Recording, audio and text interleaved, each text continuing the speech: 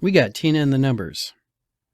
I cover Section 7 of the contract, and we have top people in Congress. Top people. On this week's Unnamed Real Estate Podcast.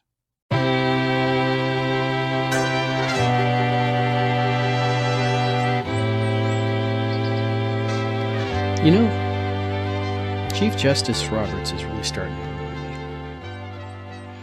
Hi there, friends and neighbors. This is Charles Ray Dawson, ProStar Realty, associate broker with the Unnamed Real Estate Podcast, episode 31. So, it's turning into a happening thing here. It's like, I'm doing this podcast on Thursday.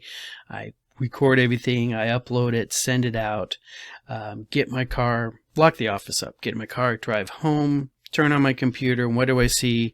The Supreme Court has dropped the news that I was just an hour ago saying they haven't dropped it yet, like right as I'm uploading. And I'm starting to get a little paranoid. I'm really starting to think that, Chief Justice has like some sort of clerk sitting there on the internet watching my YouTube channel, waiting for them to say, okay, he's just published. Now we can, send the facts. Now we can release information that he's been waiting on all week. So anybody who didn't notice or didn't hear and everything else that's gone on this week, the Supreme Court did come out last Thursday and state, for the record that, yes, we really do mean that the CDC doesn't have the authority for the housing moratorium. This was pretty obvious this was going to come down. The CDC didn't make any substantial changes to their program. They didn't address the fact that the Supreme Court had already told them once they don't have the constitutional authority to do that. The Biden administration stated they don't have constitutional authority to do that, but they decided to just do it anyways. So the Supreme Court came out and said, yes, even now, you still don't have the authority to do that. This is a responsibility of Congress. And Congress took action. I mean, they came out the next day and there was memos and emails and harshly worded statements and pressers and this and that and anything. But there's a couple things they didn't do. Now, other states did stuff. Some of the states stepped up, right? New York City, or New York State actually really came out really quick and got some legislation going, protecting their renters and taking care of the issue on their part. Oregon, hey, let me see. I got the list right here. It was Massachusetts, Nevada, New York, and Oregon already put their own state bans in there. They were ready to rock. It's almost like they had been paying attention to the news since last May that the federal moratorium wasn't going to hold up. So they got their ducks in a row, got them in place. So now as a state, they were able to put the same restrictions in place that was already at the national level, and so we got to take care of that. But there was a lot of hot air gassing around about this thing going, hey, this is unconscionable. Our renters need protection. So what exactly did Congress do since then? All right, this is the second. I mean, I know we've had a busy weekend. I know we've had a lot of stuff come up. All right, but none of this was really happening the morning of the 27th, Friday morning. All right, the next day after we'd received this news. So I did some research for you guys because that's what I do. And I went to a website called congress.gov. All right, and I decided to go through the House and Senate records of what was accomplished the morning when all these people are talking, running in front of press reporters, tweeting madly on their phones, about how something needed to be done. Well, let's start with the Senate because they're the easy one. The Senate opened up business at 9 a.m. and 40 seconds. This is how precise our federal records are. At 9 a.m. Eastern Time and 40 seconds. And they adjourned at 9:01 and 7 seconds. All right, that was the entire Senate work for the day. All right, and they adjourned until 10:30 a.m. on Tuesday, August 31st. All right, that was their entire action that they took. So, as an aside, if you want a really, really interesting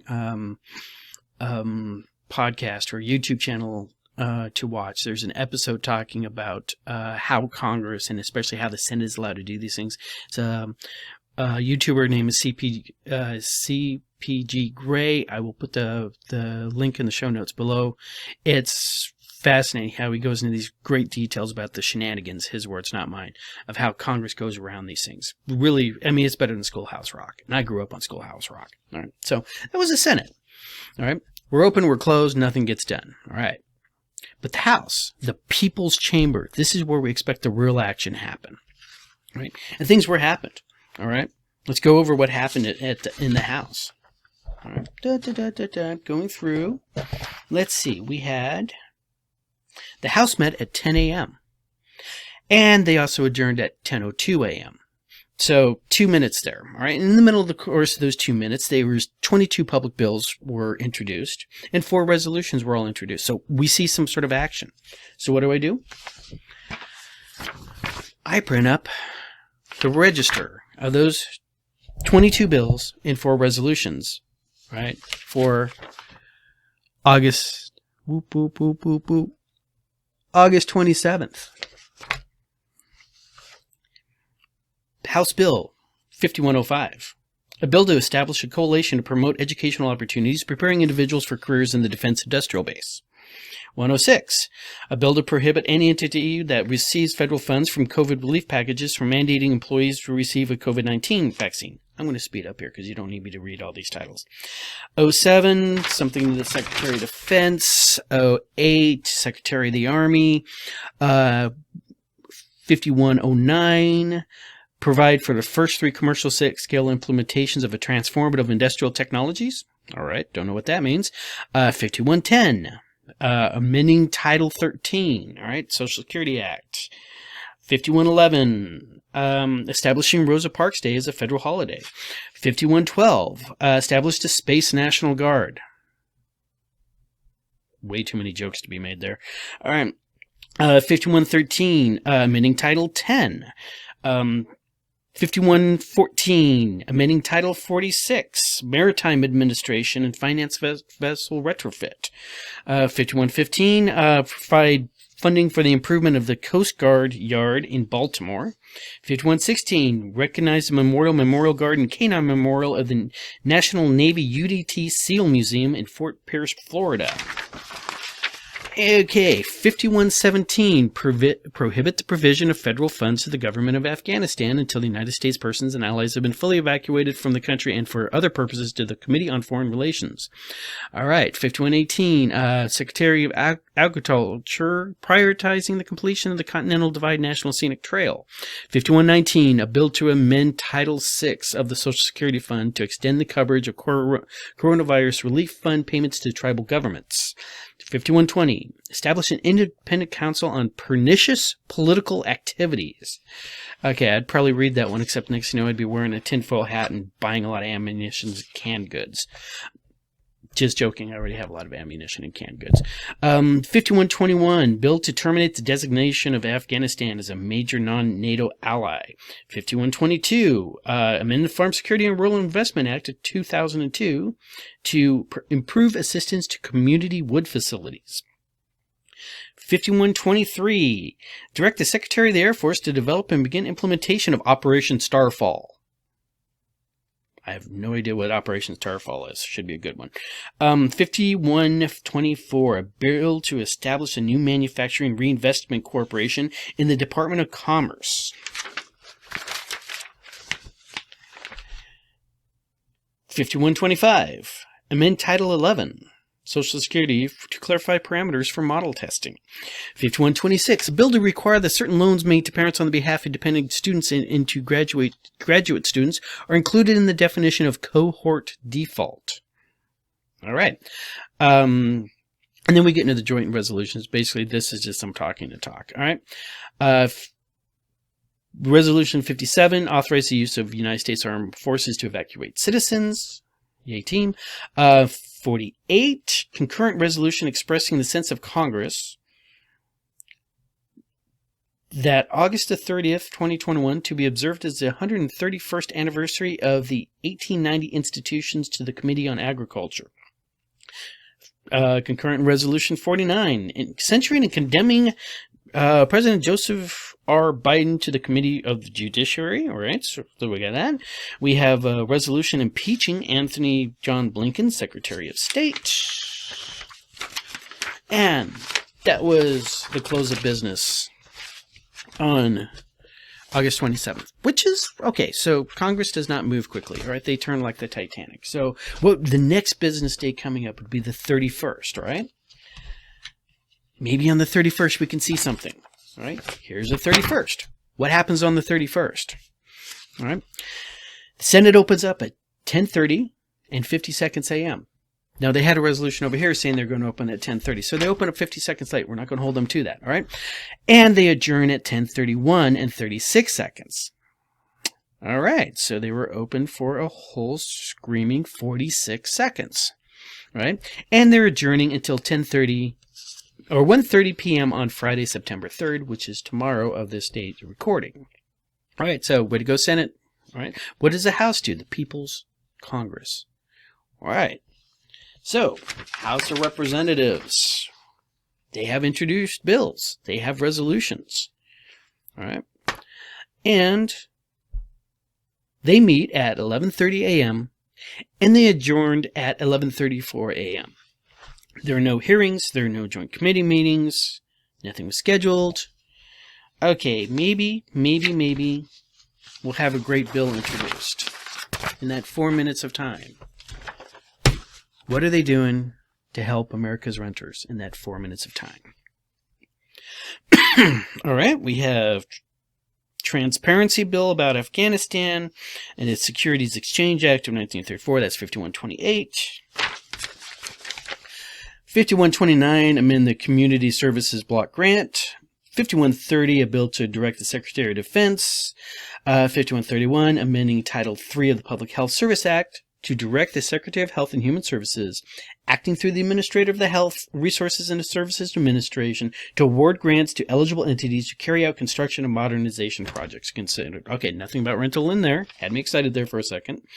5132, a cross-functional team of the Department of Defense, emerging threat relating to anomalous health incidents. Okay. Nothing about renters in there. 5133, record an annual report on missing, lost, and stolen weapons. Good to know. I thought we would have had those things like continuing on from the, like, since, 1783 or something like that. You know, hey, Bob, what happened to your Brown Bess musket? You know, you didn't turn that in. 5134, a bill to make 10,000 visas available. Okay. 5135, and direct the Secretary of Defense. All right, another... Something happened this weekend to get the Secretary of Defense all worked out. 5136, prohibit chemical abortions performed without the presence of a healthcare provider. Okay. 5137, amend the Internal Revenue Code of 1986. All right. IRS bill.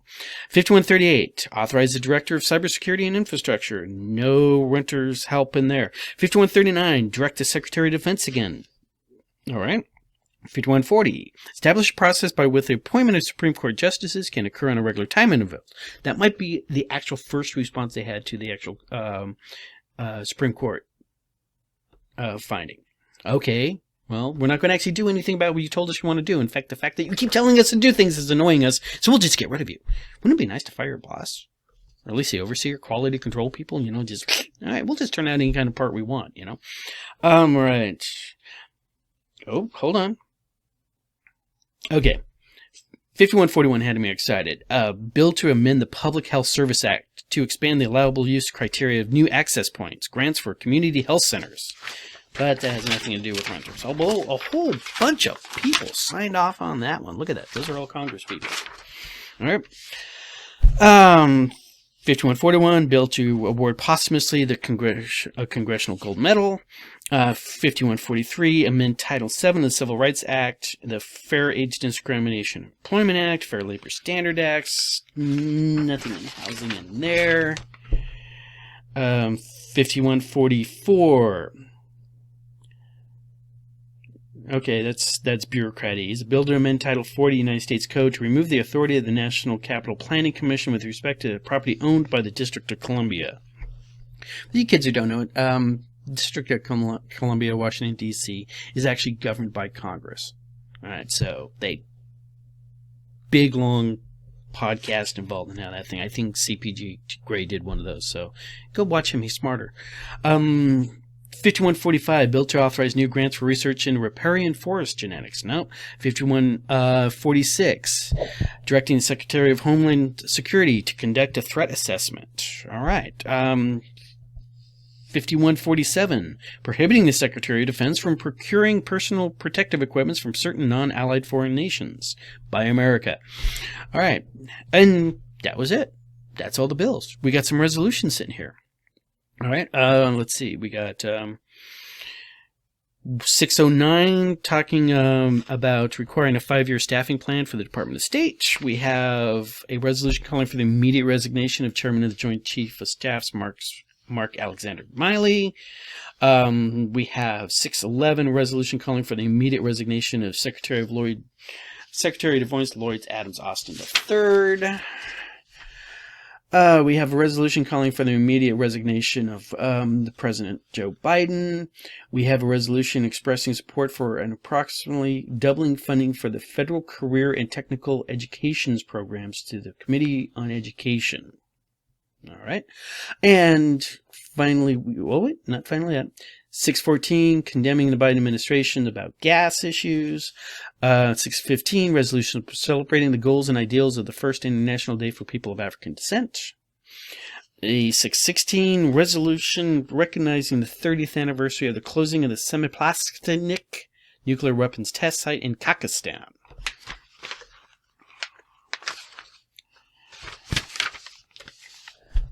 or 617, resolution supporting the designation of December 2021 as National Recovery Month. And finally, and out of all the pages here, this is the first time I've actually seen the term Centers for Disease Control and Prevention. House Resolution 618, the last paragraph, the last thing recorded by Congress before they went back not to work. House Resolution Bill 618, a resolution honoring the Centers for Disease Control and Prevention on its 75th anniversary of its establishment and expressing deep gratitude on behalf of the people of the United States to the scientists, disease detectives, career civil servants, and support staff at the Centers for Disease Control and Prevention for their dedication to protecting the health, safety, and security of the United States and strengthening public health in the United States and abroad, to the Committee on Energy and Commerce. So, in the last week, we've had 2 different congressional meetings. We've had no action on this, even though they've all been screaming stuff had to get done. All right. So, Congress is slow. We understand Congress is slow.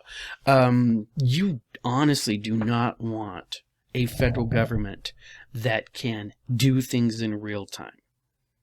Because if you really think about it, and when you watch the things blow up on Twitter, Facebook, TikTok, whatever, Instagram, that is suddenly this huge dramatic thing. You don't want Congress all suddenly getting together and passing legislation.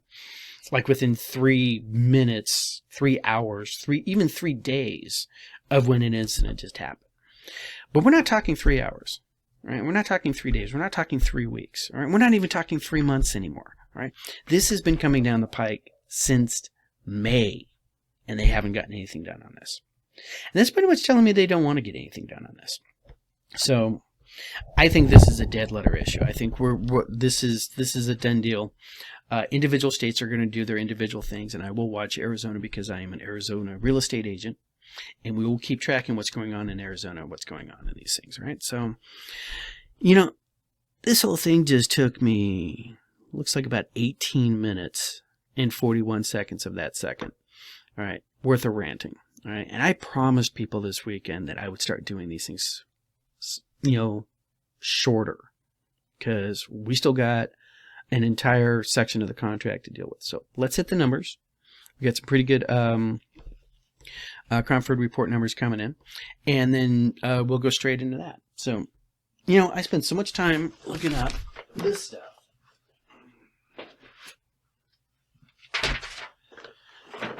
I didn't have my Cromford report numbers set up. So, anyways, Tina at the Cromford report gave us her reports. Jobs are still growing here in the state of Arizona. We are 94% recovered by their estimates from where we were prior to COVID. Affordability, and this is the new number that we're really keeping a track on. This is at 56.4. We are under 60%, which is considered, nice and healthy.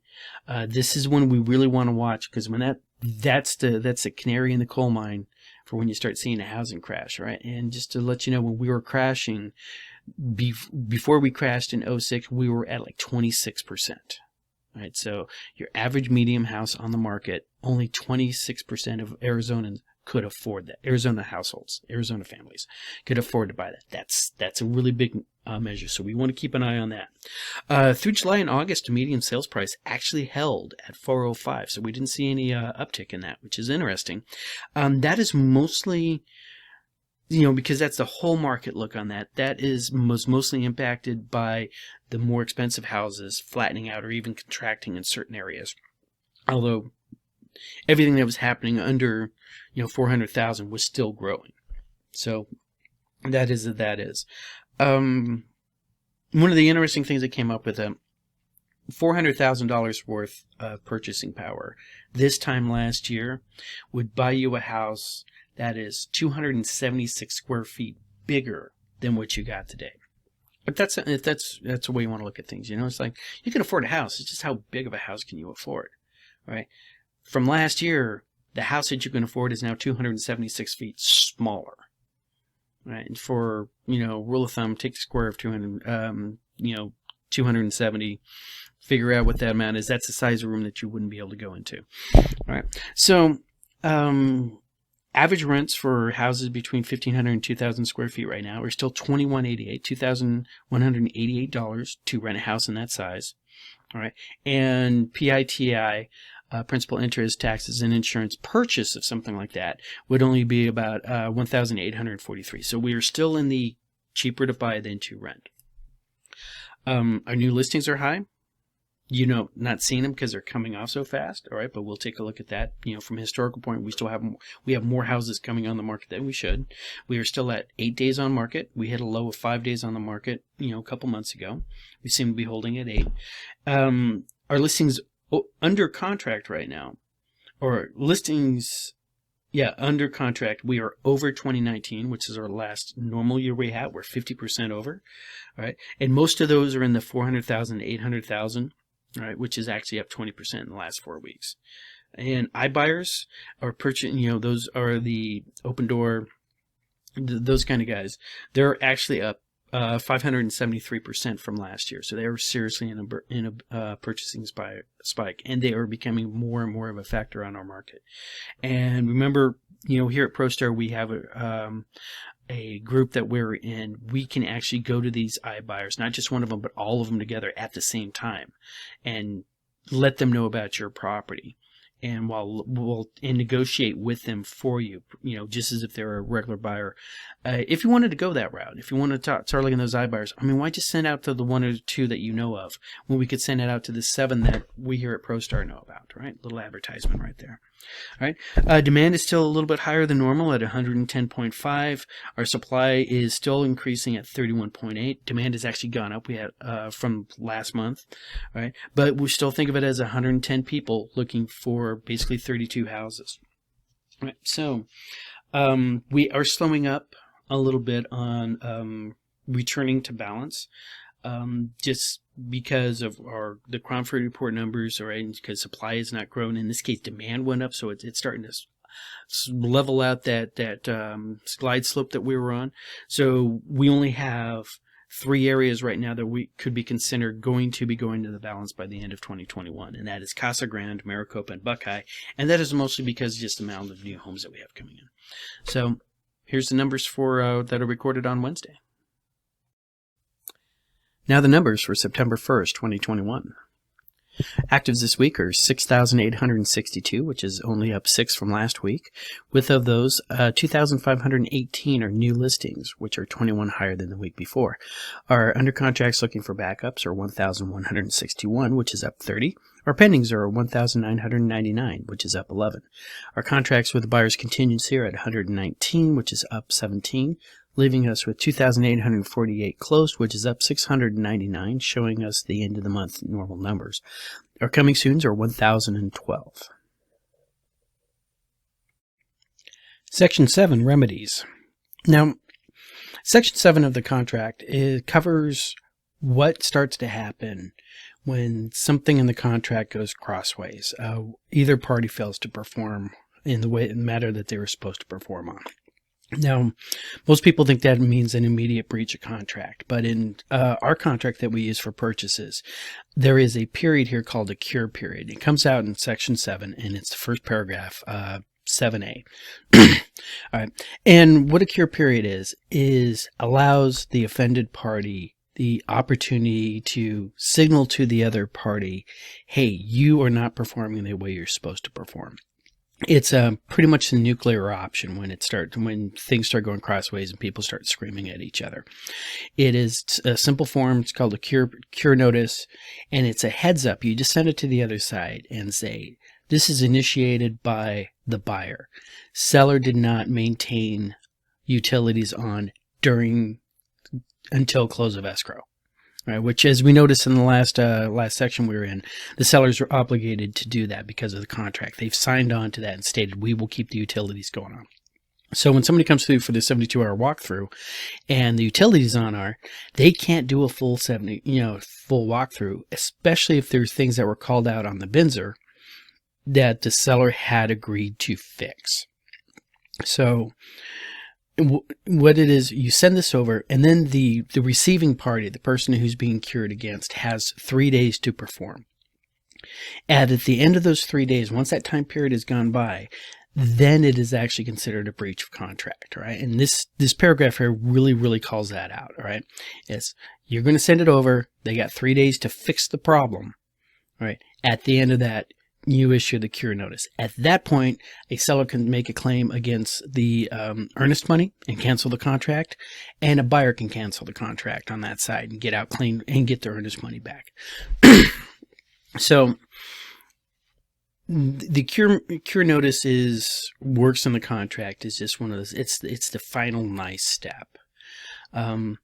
If one side or the other fails to cure the issue, whatever it is, then the other side, then the breach happens, and then we go into paragraph 7B. So the non-breaching party has the option to cancel the contract or proceed against the breaching party in any claim or remedy, that the non-breaching party may have in law or equity, subject to the alternative dispute resolution, and we're going to cover that in the next paragraph.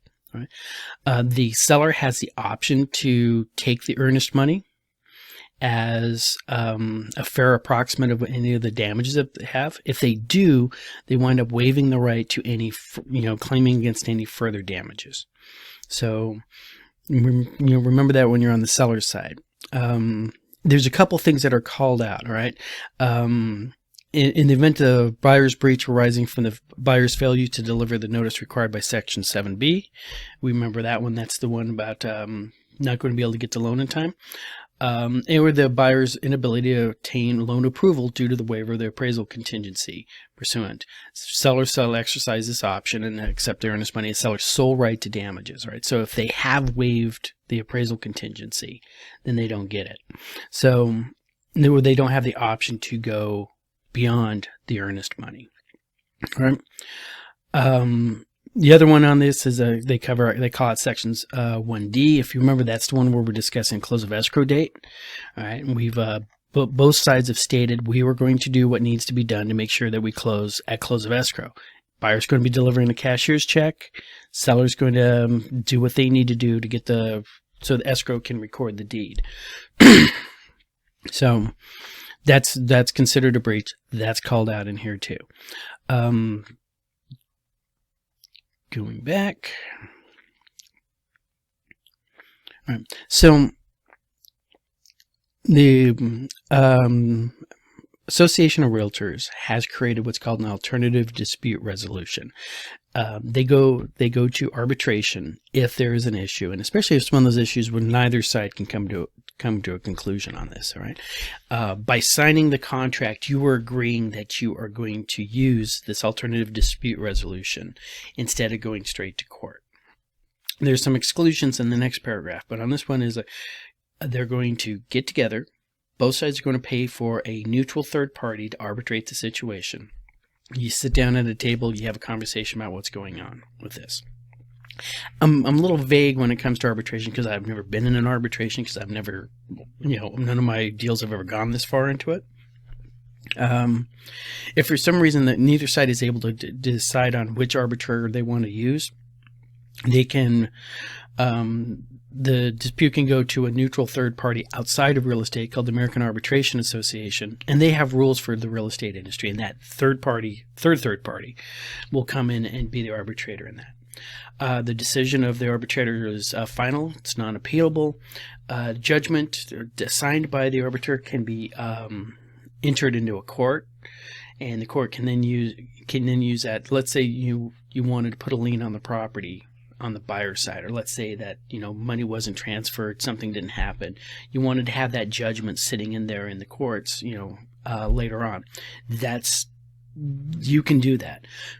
Now, this all being said, the losing party still has the option to walk away from the arbitration within 30 days, but that opens them up to an actual court option. There's a couple things that are excluded in this thing. Small claim courts actions, anything that's going to be under $3,500, that can go into the small claims court, and you don't have to do arbitration on that. If for some reason it gets kicked out of small claims into a regular court, then you have to have the option to resolve it through arbitration.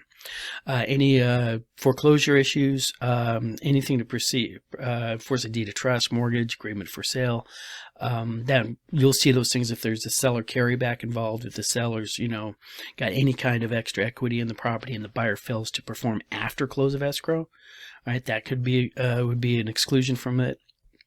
Filing an enforcement of any mechanics liens that might have happened, unlawful entry or detainer action, exclusion from media. You do not have to go to arbitration if the seller never left the house after close of escrow.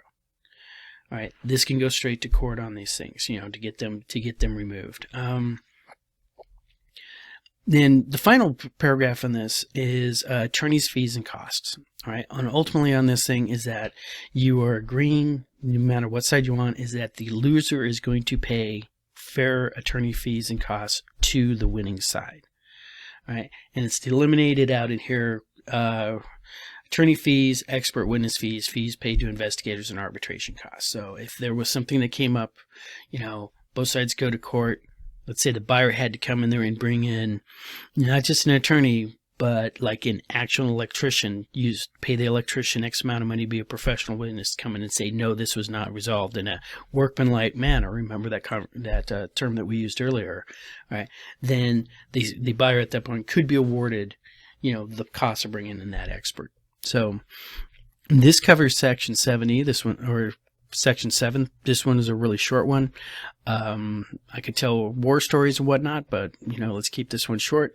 We're going to go into additional terms and conditions, and why this big blank page you're going to be seeing is where realtors get sued and E&O insurance winds up making payouts. And then at the end of it, we're also going to cover, Section 9 down here, because that one's really short. So those two are going to be one episode, and we'll be covering that next week.